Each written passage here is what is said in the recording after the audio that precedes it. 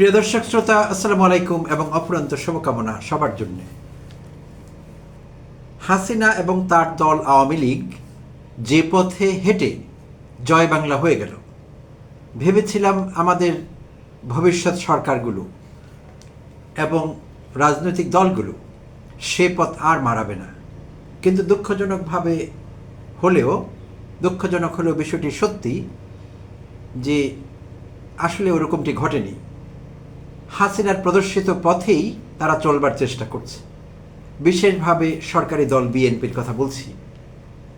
তাদের হাসিনাকে একদমই পছন্দ না। আসলে হাসিনাকে আমাদের কারোই পছন্দ না, কিন্তু হাসিনার প্রদর্শিত পথটি তাদের খুব ভালো লাগে মনে হচ্ছে। তাদের কর্মকাণ্ড অন্তত সে কথাই প্রমাণ করে। প্রিয় দর্শক শ্রোতা, নিশ্চয়ই আমাদের মনে আছে বিরোধী দল বিএনপি এবং অন্যান্য দলগুলো আওয়ামী লীগ আমলে যখন কোনো বিষয়ে কর্মসূচি দিত, তখন হাসিনার নির্দেশে তার আওয়ামী লীগ এবং অঙ্গ সংগঠনগুলো, ছাত্রলীগ, যুবলীগ, আওয়ামী লীগ, তারাও রাজপথে কর্মসূচি দিত, অর্থাৎ যুগপৎ কর্মসূচি চলত। সরকারি দলের কর্মসূচির কথা বোঝা যেত, আমরা বুঝতে পারতাম যে তারা বিরোধী দল, তারা দাবি দেওয়া আদায়ের লক্ষ্যে তারা কর্মসূচি দিয়েছে। সরকারি দল কেন দেবে কর্মসূচি এবং যুগপৎ একই সময়ে?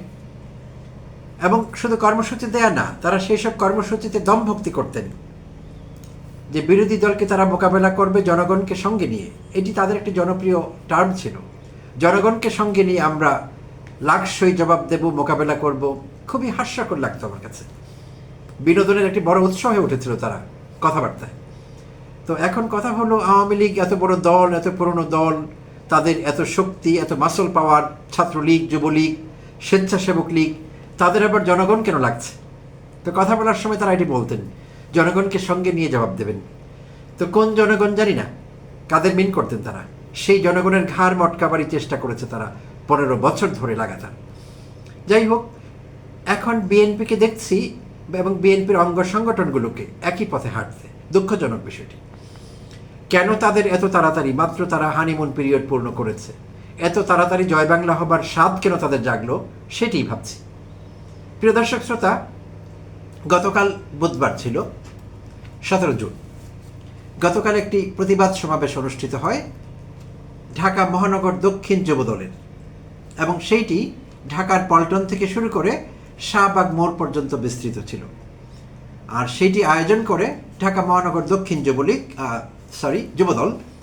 আর কেন করে সেটির কারণ হলো অপপ্রচার ও শিষ্টাচার বহির্ভূত রাজনীতির প্রতিবাদে। তাদের ব্যানারেও সেটি লেখা ছিল, অপপ্রচার এবং শিষ্টাচার বহির্ভূত রাজনীতি বন্ধ করতে হবে দেশে। এই প্রতিবাদে তারা গতকালকের প্রতিবাদ সমাবেশটি করে। তো হতে পারে যে কোনো বিষয়ে প্রতিবাদ হতে পারে, সমাবেশ হতে পারে, মিছিল হতে পারে, সেটি দোষের কিছু না। কিন্তু সরকারি দল যখন করে তখন আমাদের এক্সট্রা অ্যাটেনশন পায় সেগুলো। তো সেখানে কেন্দ্রীয় নেতৃবৃন্দ থেকে শুরু করে মহানগর দক্ষিণের নেতৃবৃন্দ বক্তব্য রাখেন সেই সমাবেশে। সকলের বক্তব্যকে ছাপিয়ে যায় মহানগর দক্ষিণের সদস্য সচিব হারদিল আজিজ, আমাদের রবিউল ইসলাম নয়নের বক্তব্য। প্রিয় দর্শক শ্রোতা, রবিউলকে নিশ্চয়ই আপনারা চিনতে পেরেছেন। রবিউল অত্যন্ত সজ্জন ব্যক্তি, ভালো ছেলে, ড্যাশিং হিরো যুবদলের এবং বিএনপির বলা যায়। ইদানিং নাম করিয়েছেন প্রধানমন্ত্রীর গাড়ির সামনে পেছনে দৌড়ে রান সংগ্রহ করে। তার সংগ্রহে অনেক রান কিন্তু জমা হয়েছে এবং সেটি তিনি করেছেন, অক্লান্ত পরিশ্রম করেছেন। আমরা দেখেছি কিভাবে তিনি প্রধানমন্ত্রীর গাড়ির আগে পেছনে, সামনে পেছনে দৌড়দৌড়ি করতে পারেন। চমৎকার বেশ কিছু রান তার সংগ্রহে আছে। তো এর বাইরেও রবিউল আরও অনেক কাজের জন্য বিখ্যাত। তো সেই প্রসঙ্গে পরে আসছি। রবিউল তার বক্তব্য কি বলছিলেন গতকালকের সমাবেশে, সেটিতে একটু ফোকাস করা দরকার।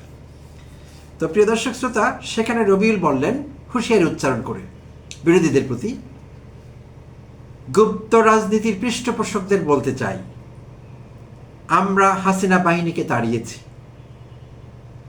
প্রয়োজনে এবং জাতির স্বার্থে দক্ষিণ যুবদল কিন্তু আবার বাঁশের লাঠি হাতে নিতে দ্বিধা করবে না। কি ভয়ঙ্কর হুঁশিয়ারি! বাঁশের লাঠি! হাতি ঘোড়া গেল তল, ভেড়া বলে কত জল। যেখানে কিনা শেখ হাসিনা পিস্তল, শটগান, বন্দুক, কামান, 303 রাইফেল, চাইনিজ রাইফেল কোনো কিছু দিয়ে গুপ্তসুপ্তদের আটকাতে পারেনি, গুপ্তসুপ্তদের হাত থেকে মুক্তি পায়নি। 36 দিনের আন্দোলন হাসিনার মসনদ কাঁপিয়ে দিয়েছে, মসনদ ধসিয়ে দিয়েছে, হাসিনাকে পলাতক হতে বাধ্য করেছে। সেই 36 জুলাইয়ের জুলাই যোদ্ধাদের ভয় দেখাচ্ছেন নয়ন বলছেন বাঁশের লাঠি হাতে নিতে নাকি তারা দ্বিধা করবেন না। কি ভয়ঙ্কর রসিকতা প্রিয় দর্শক শ্রোতা, আমি বেশ মজা পেলাম। এরা মাঝে মাঝে বেশ বিনোদন যোগান আমাদের, ভালোই মন্দ না, বিনোদন হলে আমাদের হার্টের স্বাস্থ্য ভালো থাকে। তো আমি বেশ বিনোদিত বলেন, আমোদিত বলেন, সব কিছুই হয়েছি নয়নের এই বক্তব্যে। অ্যাট দ্য সেম টাইম ভয়ঙ্কর ফেসিবাদী বক্তব্য, সারাক্ষণ তাদের মুখে ফেসিবাদী শব্দটি থাকে, ফেসিবাদী, ফেসিবাদ, স্বৈরাচারী, স্বৈরাচার। তারাই এরকম বক্তব্য দিচ্ছেন যে তারা নাকি বিরোধীদের দমন করবার জন্যে বাঁশের লাঠি হাতে উঠিয়ে নেবেন। যাই হোক, তো এখন কথা হলো, সেখানে শুধু রবিউল একাই বক্তব্য দেননি, কেন্দ্রীয় নেতৃবৃন্দ ছিলেন, আর সেখানে যুবদল সভাপতি কেন্দ্রীয় আব্দুর মোমেন মুন্না তিনিও বক্তব্য রাখেন, আরও দু একজন বক্তব্য রেখেছেন। তো মুন্নার বক্তব্যে মূলত যে কথাটি ফুটে এসেছে, মুন্না বলছিলেন যে আমাদের প্রিয় নেতা তারেক রহমানের বিরুদ্ধে অশালীন মন্তব্য করা হলে যুবদল আর ধৈর্যের পরিচয় দেবে না, তারা বসে থাকবে না। আরও বলেছেন জামায়াতকে সস্তা রাজনীতি বাদ দিয়ে ভালো রাজনীতি করতে। ভালো ভালো পরামর্শ দেওয়া সবসময় ভালো। সুপ্রিয় দর্শক শ্রোতা, একবার ভেবে দেখুন, বাঁশের লাঠির ভয় দেখাচ্ছে গুপ্ত সুপ্তদের। তো এবং তিনি বোঝাবার চেষ্টা করছেন তারা হাসিনাকে তাড়িয়েছেন। কি ভয়ঙ্কর অসত্য বয়ান! যারা কিনা এই বক্তব্য আমি অনেকবার রেখেছি বিভিন্ন এপিসোডে, নিজের কাছে খারাপ লাগছে, কিন্তু না বলে তো উপায় নেই। প্রসঙ্গটি এরকম যে একই কথা বারবার ঘুরে ফিরে আসে। যারা তাদের নেত্রীর, দেশনেত্রী প্রয়াত প্রধানমন্ত্রী বেগম খালেদা জিয়া, যাকে আমি অ্যাডমায়ার করি, আরও আমরা অনেকে অ্যাডমায়ার করি, যারা বিএনপি করি না কিন্তু তাদের অ্যাডমায়ার করি, প্রয়াত রাষ্ট্রনায়ক জিয়াউর রহমানকে অ্যাডমায়ার করি, তারেক রহমানকে ভালোবাসি, তার দল করি না, বাট তার কোনো অমঙ্গল চাই না। সো আমরা এটি ভাবতে পারছি না যে 15 বছর তারা, তাদের মরুদ ছিল না দেশনেত্রীকে মুক্ত করবার, তারপর স্বাধীনভাবে চলাফেরা করবার, তারা পলাতক জীবনযাপন করেছেন। হাসিনা যেমন দিল্লিতে পলাতক জীবনযাপন করছে, তারা বাংলাদেশের ভিতরেই বিভিন্ন জেলায়, উপজেলায়, গ্রামে পলাতক জীবনযাপন করেছেন। সত্যি কথা, আমি নিজে একজন বিএনপি সিম্প্যাথাইজার হিসেবে কষ্ট পেয়েছি অনেকের জন্যই, এমনকি আমার নিকটাত্মীয়রা এর মধ্যে আছেন, পালিয়ে থাকতে হয়েছে তাদের, এবং তারা কোনো কার্যকর আন্দোলন সংগ্রাম গড়ে তুলতে পারেননি 15টি বছর, তারা নিজেরাও জানেন। এবং তাদের নিয়ে কত রকম রসিকতা হয়েছে এই দেশে, বিশেষভাবে আওয়ামী লীগ এবং শেখ হাসিনা কত রকম রসিকতা করেছেন। তারা জানতে চাইতেন আপনাদের আন্দোলন কবে, তো তারা উত্তর দিতেন ঈদের সময়। তারা তখন বলতেন কোন ঈদ, বকরা ঈদ নাকি ঈদ উল ফিতর, কোরবানির ঈদ নাকি রোজার ঈদ, তো ঈদের আগে না পরে, মানে এরকম যেত কথাগুলো। বেশ রসিকতার সঙ্গে লোকেরা এগুলো উপভোগ করতেন, বিরোধীরা হাসি তামসা করত। তো ঈদের আগে পরে, রোজার আগে পরে ঘিরে ছিল আন্দোলন, এবং যেই আন্দোলন কোনোদিন সফলতা বয়ে আনেনি, বিন্দু মাত্র না। তারা যতই এখন আস্ফালন করুক সরকারি দলে থেকে, আমরা এই করেছি সেই করেছি, আমাদের আন্দোলনের ফল হলো জুলাই অভ্যুত্থান, জুলাই অভ্যুত্থানের সার্থকতা, সব বাজে কথা, মিথ্যে কথা, ইটস আ বিগ লাই। কিচ্ছু তারা করতে পারেনি কখনো। হ্যাঁ, তারা অত্যাচারিত হয়েছে, এই বিষয়ে আমি তাদের সঙ্গে একমত, এবং দুঃখ পেয়েছি দুঃখ। এবং আমার নিজের মাঝে মাঝে কষ্ট হতো, প্রিয়জনদের সঙ্গে আলাপ করতাম যে আওয়ামী লীগ তো সাকসেসফুলি বিএনপিকে মুসলিম লীগ বানিয়ে ফেললো। এই আশঙ্কা আমার ব্যক্তিগতভাবে অনেক ছিল, অনেকবার হয়েছে, যে সত্যিকার অর্থে যদি আর হাসিনা কয়েক বছর ক্ষমতায় থাকতেন, বিএনপিকে মুসলিম লীগ বানিয়ে ফেলতেন। এই অবস্থায় বিএনপি পৌঁছে গিয়েছিল। 15 বছর কিচ্ছু করতে পারেনি তারা, দু একবার হম্বিতম্বি করা ছাড়া, পিটুনি খেয়ে পুলিশের আবার পালিয়ে যাওয়া ছাড়া, শীতনিদ্রা যাওয়া ছাড়া কিচ্ছু করতে পারেনি। তাদের আন্দোলন কোনো ফল দেয়নি। 36 দিনের আন্দোলনে এই দেশ আবার স্বাধীন হয়েছে, দ্বিতীয়বার আমরা স্বাধীনতা পেয়েছি, হাসিনা মুক্ত বাংলাদেশ পেয়েছি। কারা এখানে অগ্রণী ভূমিকা কারা পালন করেছে? যাদেরকে সকাল বিকাল দুপুর এখন বিএনপি গালিগালাজ করছে গুপ্ত সুপ্ত বলে, গুপ্ত সুপ্তদের কারণে আমরা হাসিনা মুক্ত বাংলাদেশ পেয়েছি, বিএনপির জন্য পাইনি। No way, under no circumstances আমরা এটা স্বীকার করবো না। আচ্ছা, এই গুপ্তসুপ্ত না হলে এখন যারা বলছেন আমাদের প্রিয় নেতা তারেক রহমানকে কটাক্ষ করলে আমরা ছাড়ব না, এই প্রিয় নেতা দেশেই তো আসতে পারতেন না, তার কোনোদিন বিলেত থেকে বাংলাদেশে আসা হতো না, বিলেত ফেরত হওয়া হতো না, প্রধানমন্ত্রী হওয়া তো দূরের কথা, বাংলাদেশে আসতে পারতেন না এবং প্রিয় মায়ের মুখটি শেষবারের মতো দেখতে পারতেন না। তো এই যে কৃতজ্ঞতা বোধ থাকা উচিত তাদের গুপ্তসূত্রদের প্রতি নেই, উল্টো তারা আনগ্রেটফুল হয়ে যা তা বলছেন, একটি যোদ্ধাবস্থা তারা বজায় রাখতে চাইছেন। এটি ঠিক নেই। এই দেশের মানুষ এটি ভালো চোখে দেখবে না। হাসিনার পথে আর কেউ হাঁটলে আমরা সেটি ভালো চোখে দেখব না, কোনো কারণ নেই। We had enough of her. আমরা অনেকখানি হাসিনা পেয়েছিলাম, আর নতুন হাসিনা আমাদের চাই না, একদম না।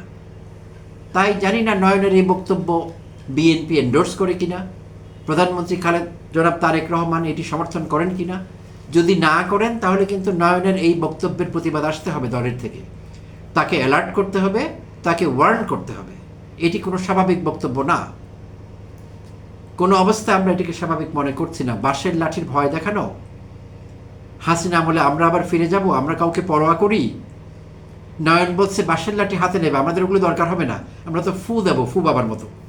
এই দেশের মানুষ ফু দেবে, ফু দিলে ভবিষ্যতের সরকারগুলো যেই সরকার আমাদের পছন্দ হবে না তারা উড়ে যাবে, আমরা আবার সরকার বানাবো।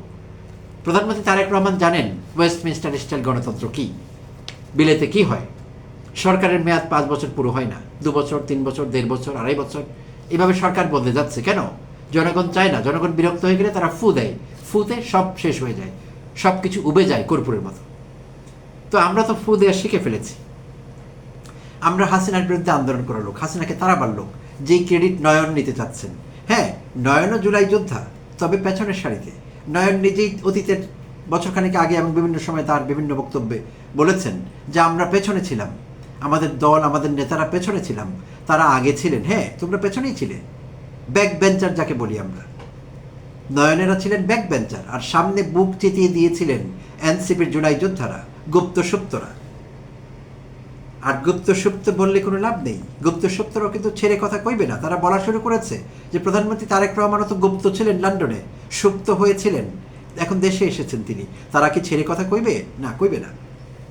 তাই ভাষায় সংযত হতে হবে, আর বিরোধীদের সমালোচনা সহ্য করবার ক্ষমতা থাকতে হবে সরকারি দলে থাকলে। প্রধানমন্ত্রী তারেক রহমানকে কখনো কখনো মনে হয় তিনি খুবই সহনশীল। তিনি গতকালই বোধহয় বলেছিলেন বা তার আগের দিন যে তার প্রতি যে অত্যাচার নির্যাতন করা হয়েছে, শারীরিক নির্যাতন, তিনি প্রতিহিংসা পরায়ণ হতে চান না। তাহলে এত বড় নির্যাতন সহ্য করে তিনি মহানুভবতার পরিচয় দিতে পারছেন, সে কথা বলছেন প্রতিহিংসা পরায়ণ হওয়া যাবে না, ফরগিভিং তিনি বোঝাচ্ছেন বিভিন্নভাবে। তার কেন অসহ্য হবে? তাকেও দেখা যায় মাঝে মধ্যে বিরোধীদের প্রতি আক্রমণাত্মক। তিনি অন্তত সংযত হবেন, সহনশীল হবেন। বিরোধীরা তো আক্রমণ করবে, সব বিষয়ে করবে, জাস্টিফাইবলি করবে, আনজাস্টিফাইবলি করবে। এটি তো রাজনীতি, সহ্য করতে হবে, নাহলে সরকার চালাবেন কিভাবে? সম্প্রতি জামাত ইসলামের আমির বলেছেন যে এত ধৈর্য কম হলে কিভাবে সরকার চালাবেন, 18 কোটি মানুষকে কিভাবে লিড করবেন। কথা সত্যি, তাই তো? ধৈর্য রাখতে হবে। আর জনাব তারেক রহমানকে, আমাদের প্রধানমন্ত্রীকে এই বিষয়ে সুস্পষ্ট বক্তব্য দিতে হবে। নয়নের এই বক্তব্য তিনি এন্ডোর্স করেন কিনা, এটি বিএনপির বক্তব্য কিনা। বিএনপি থেকে কোনো প্রতিবাদ না আসলে, নয়নের বিরুদ্ধে কোনো ব্যবস্থা না নিলে আমরা ধরে নেব এটি বিএনপির বক্তব্য। নয়ন বিএনপির হয়ে, বিএনপির মুখপাত্র হয়ে এই বক্তব্য দিয়েছেন, এর বাইরে আমাদের কোনো সিদ্ধান্তে আসবার আর কোনো সুযোগ থাকবে না। তো এই জাতীয় বক্তব্য রাজনীতিতে ভয়ঙ্কর অশনি সংকেত, এবং এইটি রাজনীতিকে ক্রমশই অস্থির করে তুলবে। সেটি কোনো ভালো লক্ষণ না, এটি কোনো রাজনীতি হতে পারে না। প্রিয় দর্শক শ্রোতা, অনেক অনেক ধন্যবাদ জানবেন, সঙ্গে থাকবার জন্য।